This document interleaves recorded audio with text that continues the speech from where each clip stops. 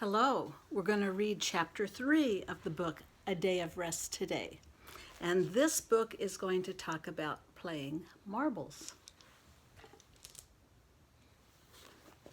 Let's begin. Chapter 3. Susan, Susan, what are you dreaming about? Bert's scolding voice broke into Susan's thoughts. Oh, nothing, Susan answered automatically, even before Bert's questions drove the dark shadows of the barn from her thoughts, to be replaced by a consciousness that Zach Morgan's cow had moved and was again staring at her from the other side of the fence. Moo? The cow looked at Susan questioningly. Susan laughed. The cow wanted to be a friend. It didn't want to scare her. And the hypnotic drone of the bumblebees in the sunny meadow had no counterpart in the shrill wail of the wildcat hunting in the dark forest, nor could the bright, happy song of the cardinal be compared to the mournful lament of the dove or the eerie cry of the whippoorwill. The sun, soothing and comforting in its brightness, was also hot, burning Susan's back and shoulders through the stiffly starched dress.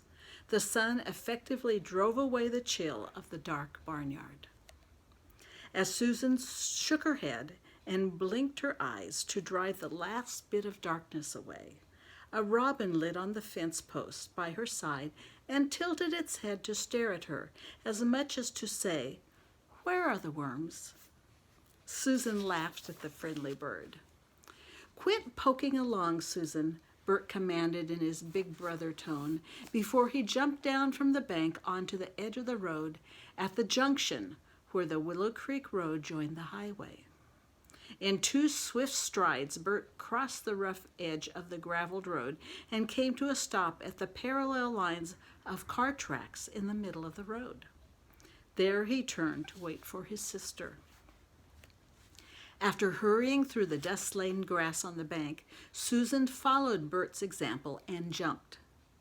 Not as agile as Bert, she fell forward, catching herself with her hands in the gravelly dirt. Carefully, painfully, she tiptoed across the rocky edge of the road to get to the lines of silky dirt of the tracks in the middle.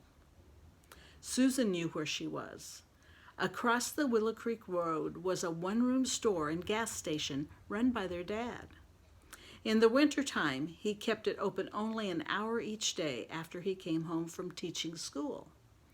On Saturdays, when most of the folks did their shopping, and in the summer, he kept the store open all day. In that one room, there were sacks of flour, sacks of cornmeal, sacks of sugar, and sacks of cow feed stacked against the back wall. Above the row of sacks on the floor were odds and ends of rope and strips of leather hanging from nails driven in the wall. On shelves along the north side of the store were cans of beans, cans of corn, cans of potted meat, cans of corned beef, and some jars of pickled pig's feet. The shelves on the south side of the store held mason jars for canning, as well as pots and pans. A large barrel of crackers sat in the middle of the floor near the pot-bellied stove.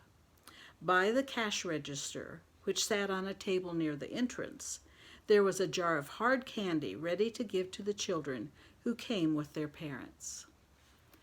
One gasoline pump in front of the small building filled the one essential of a gas station, but there were also hoses and belts and inner tubes so minor repairs could be made to cars in trouble.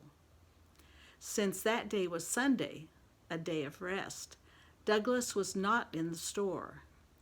Usually on a Sunday afternoon, he would get the car out and go visiting, taking Bert and Susan with him. Very seldom did Aunt Mary go along. She mostly preferred to stay at home to rest. Most often he drove down the mountain to Willow Creek Valley, where he owned some bottomland that he used for a pasture for his young beef cattle. His brother Charles and his family lived next to the pasture, and Douglas always stopped to visit his brother first. Charles' oldest son, Albert, everybody called him Al, was married and lived in the old McTay home place.